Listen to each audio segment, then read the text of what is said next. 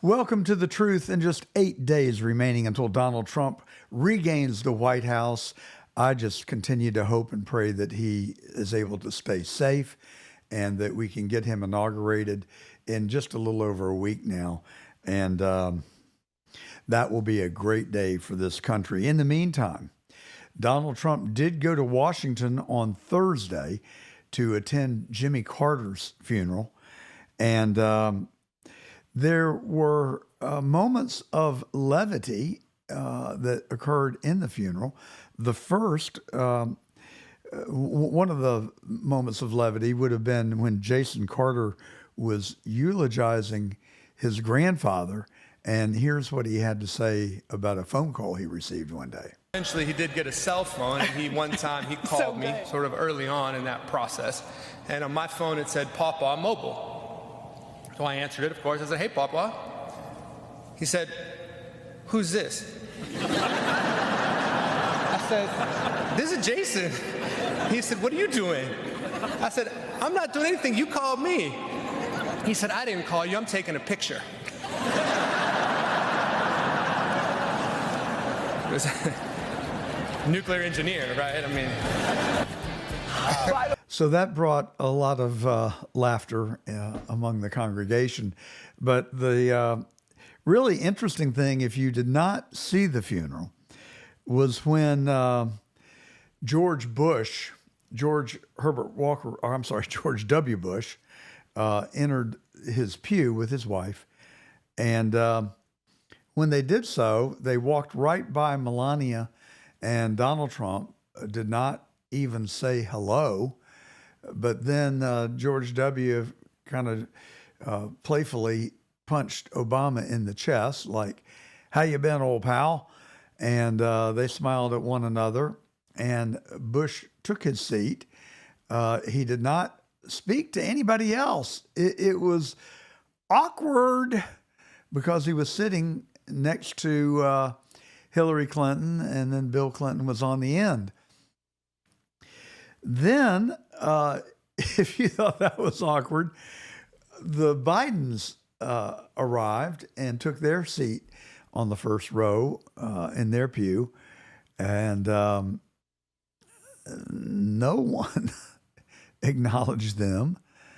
Kamala Harris was already seated, and Jill Biden came in and sat down next to Kamala Harris, did not make eye contact, did not say hello, sat next to her icily, and behind her, what was really, and those of you who are watching on the live stream on Getter and YouTube, we're playing a clip of that for you, our radio listeners. You can join us on Getter, on the John Fredericks feed, or you can join us on YouTube right now. You can come there and hit the live button, search for John Gordon Truth. You can join us and watch the live stream. We also come to you each Saturday, not only on the John Fredericks Radio Network in 10 cities now, including cities in West Virginia, but also on CDM Press and on their 13 digital platforms. They live stream as well on Rumble and Getter. So you got a lot of options. Of course, we'd like you to watch our channel and subscribe and like to us. All right. Anyway, if you're watching on the live stream, you can see when Jill Biden came in, she didn't say hello, Kamala. She didn't acknowledge her presence. Kamala sat there. Nobody, literally no one that I observed spoke to Kamala and her husband. I guess that's part of the consequence of losing an election.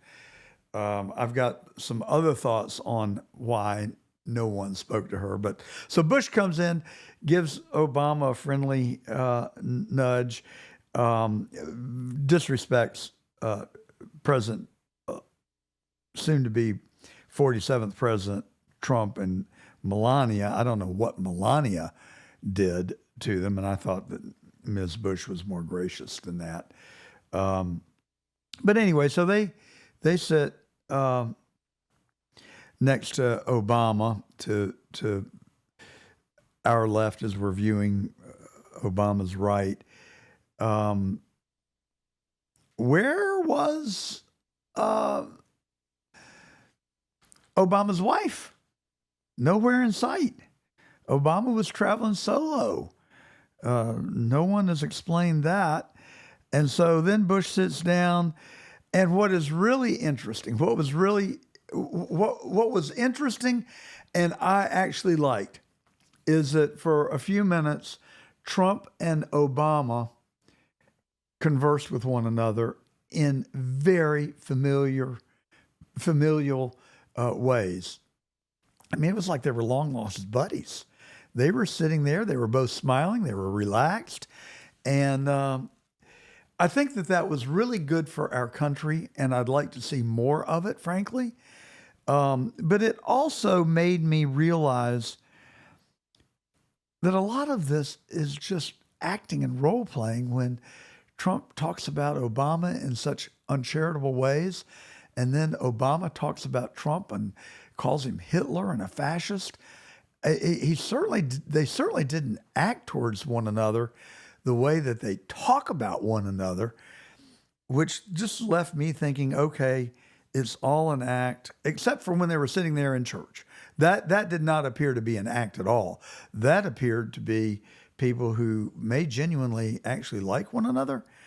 But what was really comical, and you could see Laura Bush sitting in her pew watching it all unfold. She was smiling the whole time, by the way. She was like, oh, this soap opera is really good, and I'm enjoying it. Kamala turns around and looks at Obama and Trump yakking it up, smiling and then seemingly enjoying themselves with each other. And the look on her face was one of, I am not happy. This is not cool.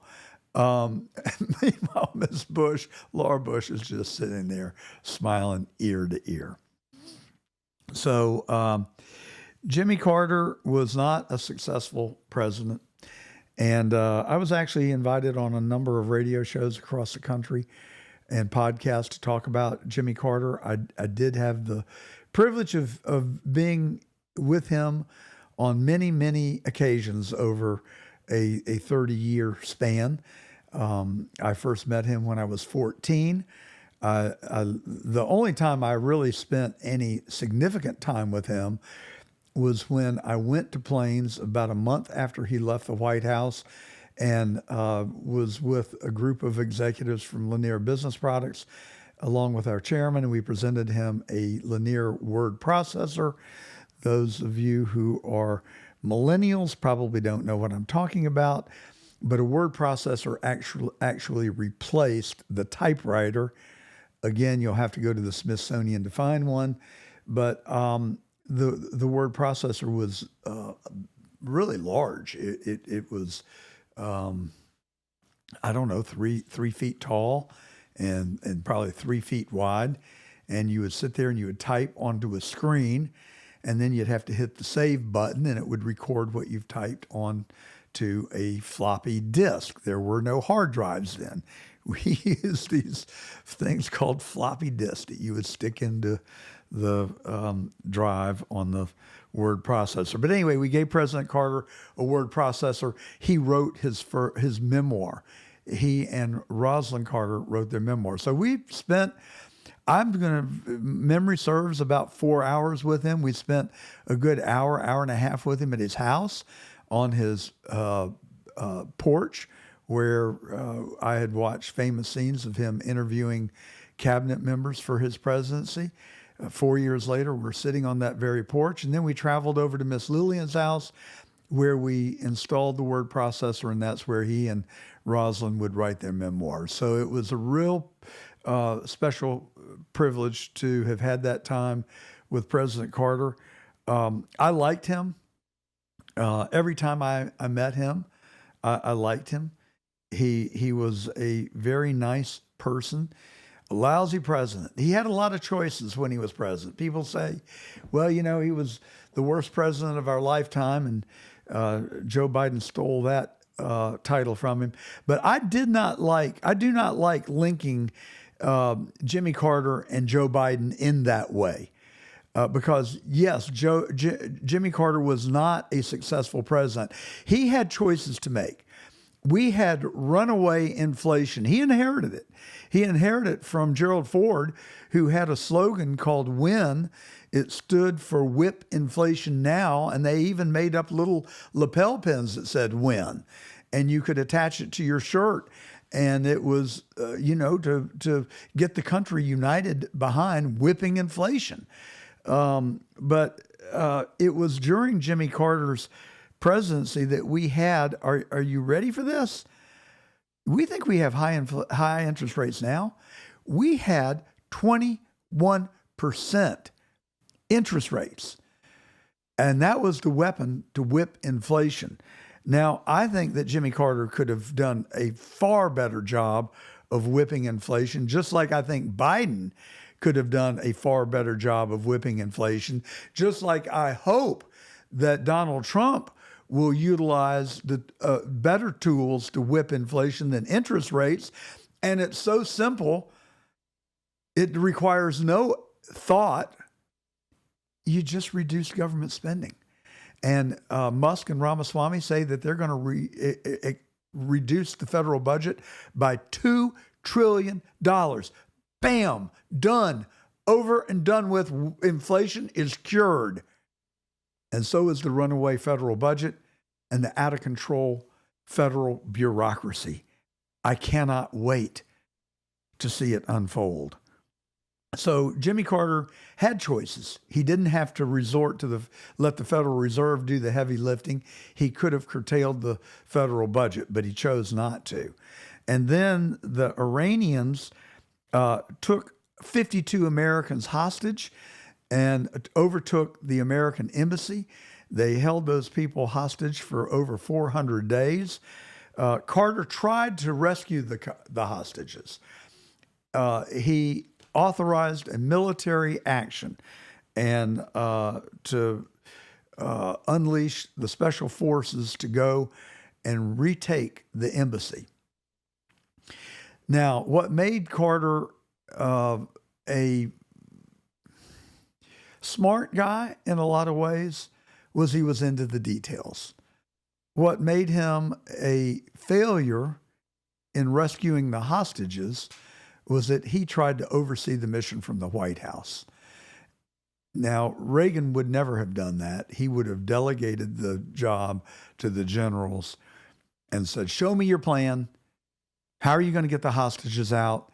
And then he would have said, report back to me when the mission is complete. Carter tried to oversee it from the White House. The helicopters with the special forces crashed in the Sahara Desert. It cost the lives of, I believe, 7 or 8 of our special forces, young men who gave the ultimate sacrifice for our country, who died, and the mission was never carried out then.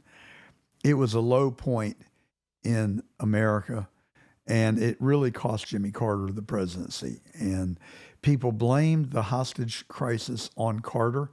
I was more lenient in my criticism. I don't think that Carter was to blame so much, but I guess if you really want to be matter of fact about it, if I want to be honest about it with myself and our listeners, you'd have to say that Carter, like Biden, was perceived to be weak, and so the Iranians had no hesitancy to go capture our embassy. If Reagan had been president, if Trump had been president, no way. They would have known that they would have unleashed unholy hell on themselves for doing that. Just like Trump is promising, if they don't release the hostages by the time he takes the oath in the Middle East, right now, he is going to unleash the United States, and it has said that all hell is going to break loose if they don't release those hostages. So they've got 8 days to do it. We'll see how it unplays, but I'm talking myself out of being lenient on Jimmy Carter now as I reflect on it. But yeah, he inherited some problems. He got some bad breaks, but shame on him for not being more decisive in the way that he handled them. Now, Rosalind Carter, on the other hand, I likewise had the pleasure and privilege of getting to know. I actually knew her better than I knew the president. Ms. Carter and I shared an interest in mental health. I was a volunteer at Skyline Trail in Atlanta, which is probably the foremost treatment facility in the country for the treatment of mental health mood disorders, which encompass depression, schizophrenia, bipolar, and Skyline Trail was founded in the mid-'80s, and I was asked to go on the advisory board there in, I believe, 1989, and I had 25 years of volunteerism. Served on the board. I was chairman of the board in the last 3 years that I was served, and it was a great pleasure for me. It was very gratifying to be a part of an organization that helped tens of thousands of people through their mental illness. And Mrs. Carter shared that interest, and she had an association with Skyline Trail. And I remember one day very fondly that I and the president of our organization, Beth Finnerty, who I consider to be one of the foremost experts and foremost CEOs of any philanthropic organization in the city of Atlanta, maybe in the Southeast. Beth was there from the beginning with Skyline Trail.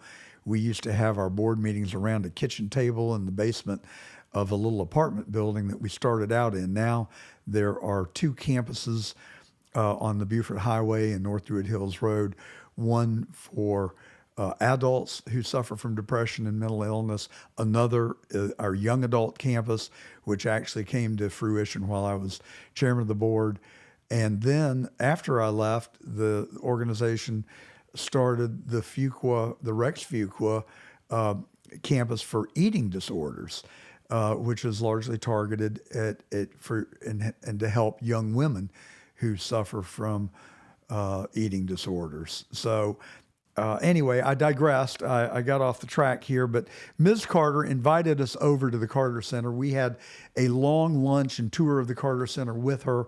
She was a lovely lady and humble, genuine, smart, caring. I just don't have enough good things to say about her. And so while Jimmy Carter may not have been a great president, he was a great humanitarian. So was Ms. Carter. They shared that interest together. They did worlds of good all over the world, especially in the African jungles where little children were affected by the guinea worm. And the Carter Center largely, almost single-handedly, eliminated the guinea worm. Well, the guinea worm caused blindness in children. And so they cured that. They eradicated the guinea worm and prevented blindness in young children by doing so. And no telling how many Habitat for Humanity houses were built because of his influence and his leadership. He just was a wonderful, fine human being and left his mark on this world and left the world a better place than he found it particularly in those respects. So our heartfelt condolences go out to the entire Carter family. And it was just a wonderful celebration of life that they had in Washington, D.C. on Thursday of this week. And we got to see President Carter eulogized and subsequently laid to rest in Plains. The last thing I want to say about him, one of the things that I think speaks volumes about Jimmy Carter the man is that when he left the trappings of power in Washington, he did come back to Atlanta where he formed the Carter Center, but they spent their time largely in Plains. And even up until just 2 years ago, every other Sunday, Jimmy Carter taught Sunday school at that Baptist church in Plains. And people would line up around the block to come and hear him. And I always admired the fact that he withdrew from the limelight as after returning to Georgia, having been president, did not seek the limelight, but really worked as a humanitarian and spreading the gospel of Jesus and the teachings of the Bible. So, our favorite judge, Mershon, is back in the news this week, sentencing Donald Trump, conducting a sentencing hearing. He basically released him unconditionally with no punishment. But he had to have the hearing.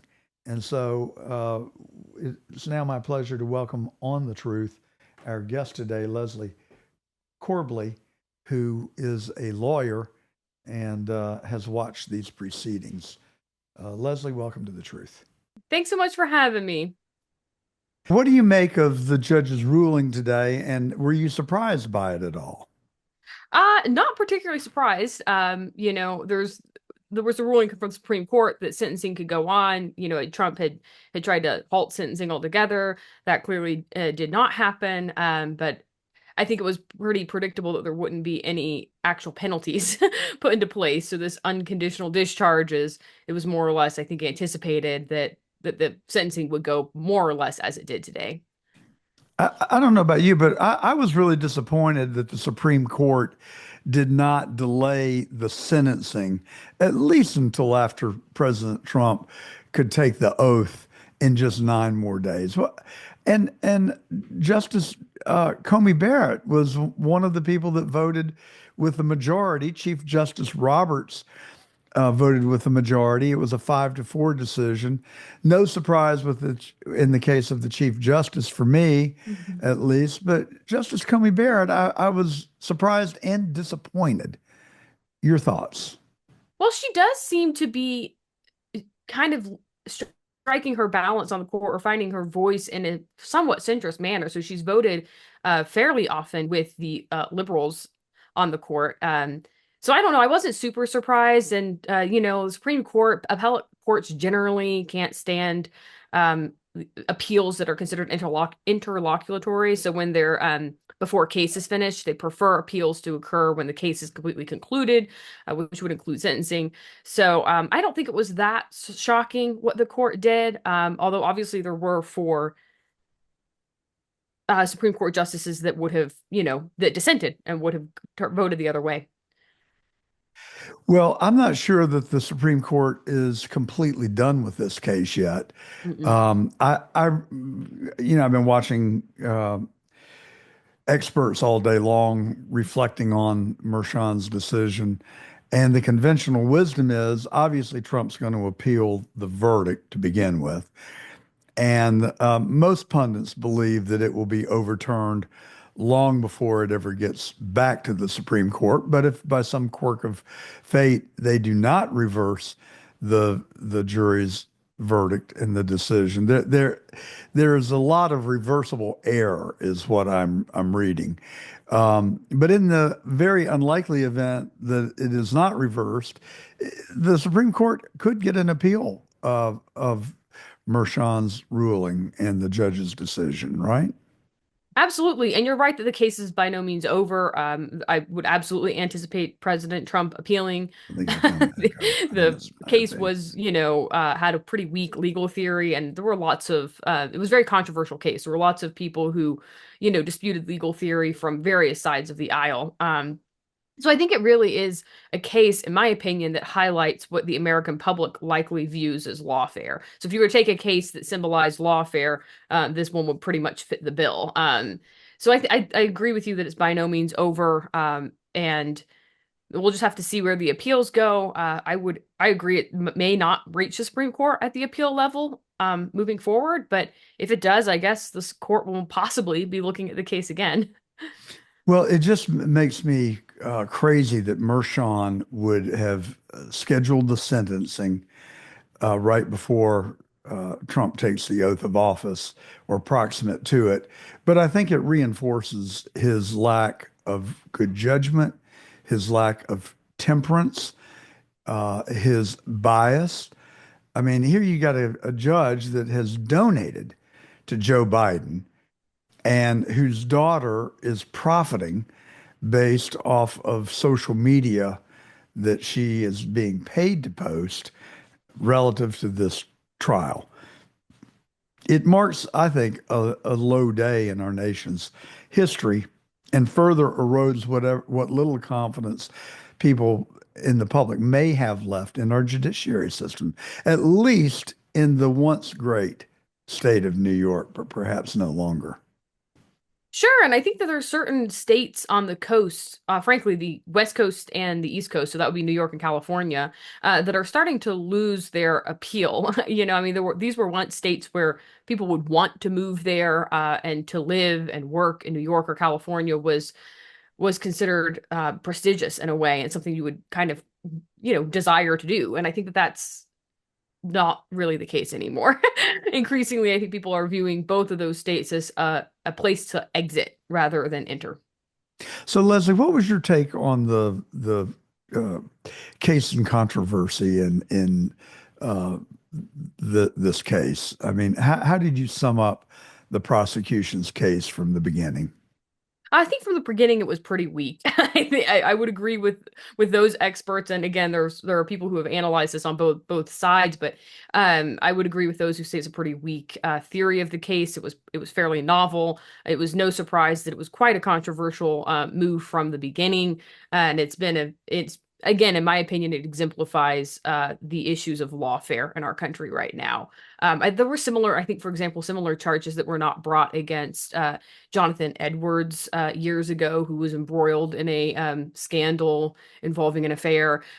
So it's just, yeah, I think it was fairly weak on the merits and shouldn't be any surprise that it's going to be appealed. And of course, President Trump was in a very tough venue for him. He was in New York, and that's not exactly a venue that's going to be favorable to his interests. Where 85% of the voters voted for Joe Biden. I don't know what the breakdown uh, was on the jury pool, but I got to believe that the way they stacked the deck, I mean, you got a biased judge, a biased prosecutor, and 85% of the people in New York, I'm guessing that the jury pool was probably closer to 90 or 95% of Biden voters. And it just makes me ill, frankly. And I relate the whole, you're so nice, Leslie. I bet you don't have any enemies at all. And I'm just sort of like, I'm 72 years old. I ain't sugarcoating it anymore. I think this was, if we weren't on the radio and governed by the FCC rules, I'd tell you what, I think I can say, I thought the case was BS from the very beginning. And I think it's even worse than that now because the American people have spoken in large numbers that said they think the case is BS. They think the lawfare is BS. They think the way that Trump has been treated, the mugshots, the fake prosecutions, and this New York case are, you know, if it was a Netflix series, it would be comical. But because it's the future of our republic and it gets to the heart of our country and what it stands for, it's damnable. And that's how I see it. And I the pendulum has obviously swung, starting with November the 5th when Donald Trump really didn't surprise anybody except by the margin of the victory. It was a landslide. I actually thought it was going to be a nail biter, and it would be a nail biter because the Democrats would cheat at least enough to make it a nail biter, but they couldn't even cheat to enough to make it close. And Trump has steadfastly said, too big to rig. And I thought to myself, and I didn't think to myself, I thought to our listeners, how naive can you be? I mean, we just don't have too big to rig in this country. I wish we did. But man, when it was all said and done, people came out of the woodwork to vote for Trump, including people in the great state of Pennsylvania who came in droves. And his prophecy came true. It was too big to rig. And you would have thought, I would have thought if I was Judge Mershon, okay, if I'm Alvin Bragg, I just got my butt kicked. I'm going to take my toys and go home. These idiots have doubled down on it. What's the matter with them? Well, I think that I mean, I think some people maybe truly believe in this case in a way. And it makes sense. You double down on what you think to be true and accurate. And so, I mean, I think in New York, the Overton window is in a very different place than it is in the rest of the country. I would say that just as a base level assessment. You're on these coastal regions or places that are highly left wing. You're not looking at or interpreting facts the same way perhaps as in other spheres of culture and society. And I think for what it's worth, I think that problem is going to continue in the following years. I don't think we're going to be necessarily anywhere closest to broad-based consensus between the two parties for quite a long time in the US. And that's going to pose a lot of problems. But no, I wasn't shocked that they doubled down. I think there's a lot of people out there who truly believe, Trump is a terrible felon. He's engaged in a lot of felonious activity, and so on and so forth. So there's lots of different narratives right now about not just who Trump is and what he stands for, but pretty much all of reality is being interpreted wildly differently based on political viewpoints. Well, so I guess there are a lot of people out there that want to criminally indict him for having had an alleged affair, which he denies, which Yes. Stormy Daniels denied. She's changed her story now, and which Michael Cohen denied, and is on the record. He is tape recorded. I think it's back in 2012 or 2013 when I don't think there's any question that they paid Stormy Daniel Hmm. money. I don't think they deny that they paid her money.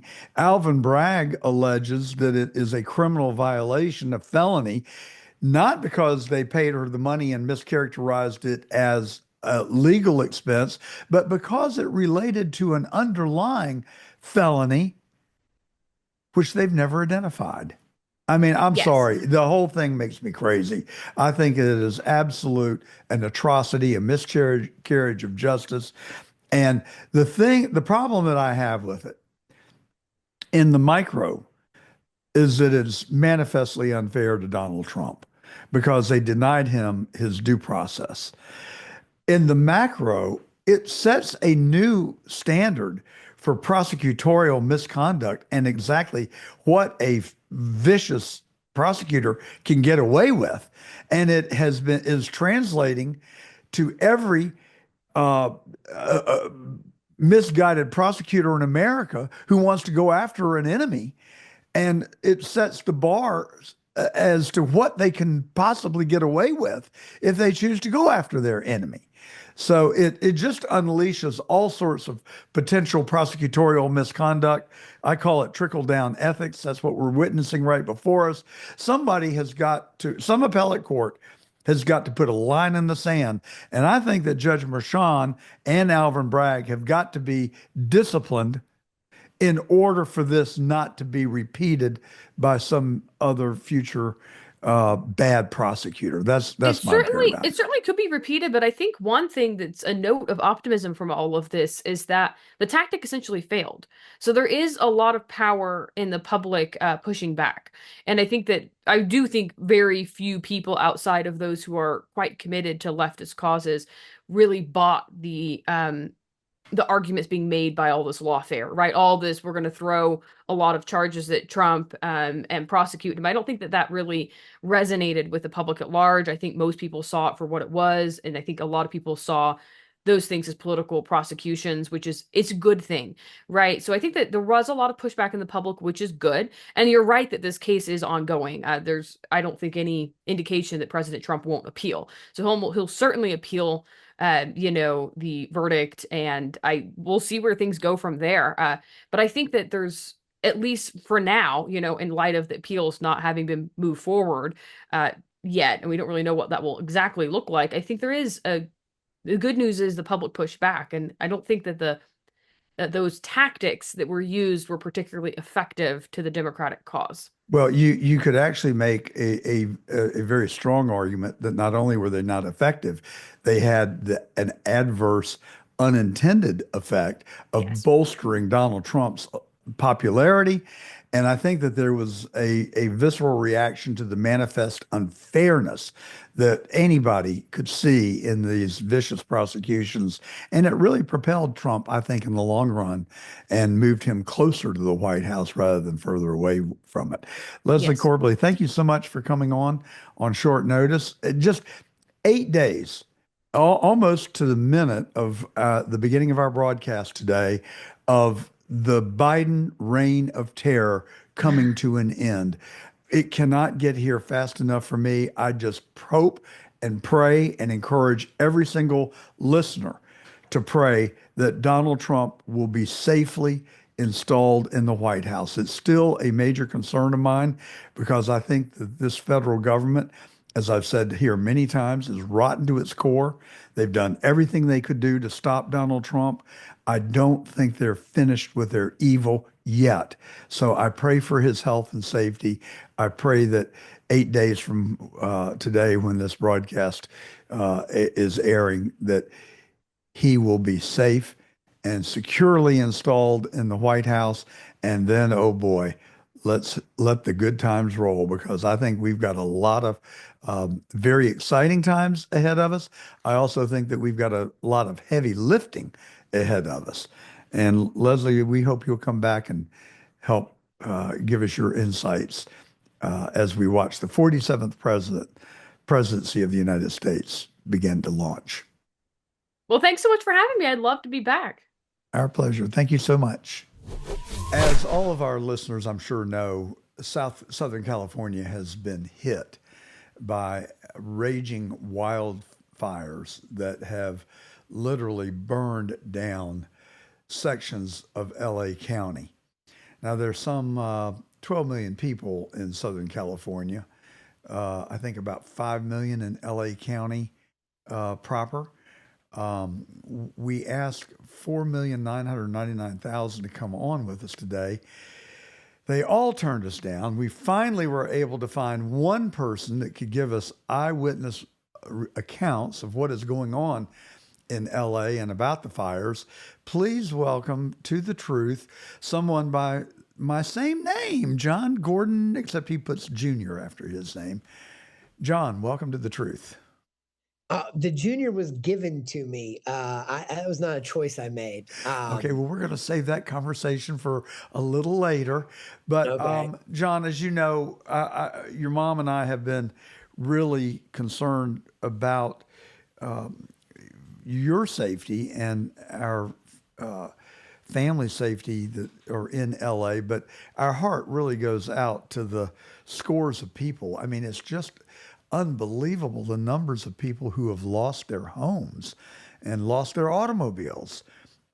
Not to mention, especially, should have prefaced it with having lost loved ones by these raging fires. What is it like to live right in the epicenter of this tragic, of epic proportion that words really can't describe? Yeah, well, it's hard. We know several families that have lost their homes. Darcy's my wife Darcy's aunt lost her house in the Palisades, just their whole block is decimated.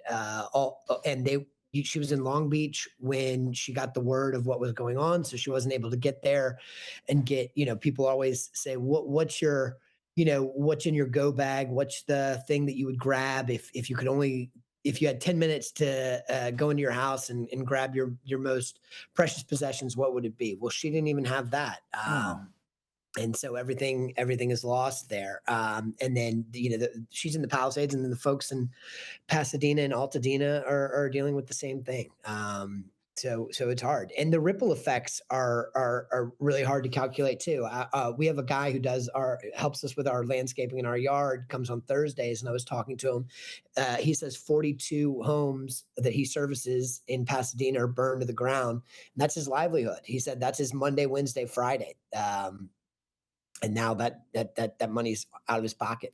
And we have a good friend whose son lives in Pasadena. You met him when you were here over Christmas. And I checked in with his dad yesterday, in fact, and he said they were packing to get out. And just as they were about to walk out of their house, the winds changed and the evacuation warning was lifted. So, I mean, these are just unprecedented events. And what is your sense of well-being living? How far do you live from the edge of the advancing edge of the fire? I think the closest one to us is the Pasadena fire, and we're about 15 miles from that, 12 to 15 miles from that. But the thing that's most concerning to me is the air quality. 2 days ago, I checked, the Apple air quality app, and it was around like 380. And I had to look this up because I didn't really know what it meant, but they say, if you Google it, 301 and higher, the definition is hazardous air quality with a health emergency. So thankfully today we're back around 80, which is still very severe, but not emergency conditions. So just you wonder how bad it is to breathe this stuff in. I have a 14-month-old daughter, and I worry about her going outside and breathing this in. Can you check the air quality inside your house with the Apple app? I don't think so. I think it's basically like, for us, we live in Jefferson Park, which is a neighborhood in Los Angeles. So it tells us what the air quality is there. I'm sure there are tools you could use to check the air quality in your home. We have several air purifiers going, so hopefully we're okay. Well, obviously, we are concerned for your well-being and your safety. I know you're Oh, being Dad. cautious, and you'll use the good brain that you inherited from your father. But so, what is the outlook for this weekend? What are you hearing? I know the winds have died down yesterday and today. So, what I've read is that they've contained all of the fires, but there are embers that are still being tossed about. But I guess the scary part is that tonight the winds are supposed to pick back up, right? Yeah, well, so I mean, if you're hearing that they contain the fires, that's news to me. I this morning, and you'll have to forgive me. I'm not sure which one of them was at 3% containment, and the other was at 8% containment. I can't remember whether the Eaton fire was at 8 or 3%, or the Palisades was at 8 or 3%. But I guess containment is what firefighters try to cordon off the fire so it can't spread, and they measure containment by how much of it they've blocked off. Yeah, as long as the winds stay down, then containment should be possible. But if they kick back up, I mean, we were having like 70, 80-mile gusts on Tuesday night. We lost our power. The internet cable went out. So it was pretty severe. The thing that I wonder about is what started these fires, because the wind spreads the fires, but it doesn't start them. So how did all these fires crop up, Has there simultaneously? been any indication or any reports? Not that I've seen. I mean, they've addressed it, and they've said that they're investigating, but um, they don't have an answer to those questions And yet. I guess another one of the big concerns is that there are demonic people who have tried to go to those neighborhoods to loot. Yeah. What are the local reports saying about that? Well, so, thankfully, we had a DA, George Gascoigne, who was really sort of soft on crime. And I think that caused him to lose his election to a guy named Nathan Hawkinson, who is a much tougher law and order DA. And, he's throwing the book at these people. As of yesterday, they'd arrested 25 looters. And now that they've brought in the National Guard for containment, the you know, local law enforcement agencies are now able to catch more of the looters. So they're charging them with trespassing, looting, everything they can. These people are preying on those who have lost everything, those who have had to abandon their home, their possessions, and it seems like it's not going to be tolerated by the community, which is a good thing. Well, I always look forward to the day that I would have you on The Truth. This was not the subject matter that I would have expected or hoped that we would be talking Well, about. you'll just have to invite me back. Absolutely. Well, that was what I was working my way towards. I actually have been waiting for one of the LA teams to achieve a position in the Super Bowl or the World Series or some sporting event that maybe you could bring us up to speed on. But I guess we'll have Now to. the Dodgers won the World Series last year, Dad. Well, I know, but there was my invitation. You make an excellent point. Wow. Thank you for Happy to coming. be here. Thank you for coming on with us today, John. Stay safe. My best to Darcy and Gable, and have a great weekend and a safe one. We continue to pray for the people in Los Angeles.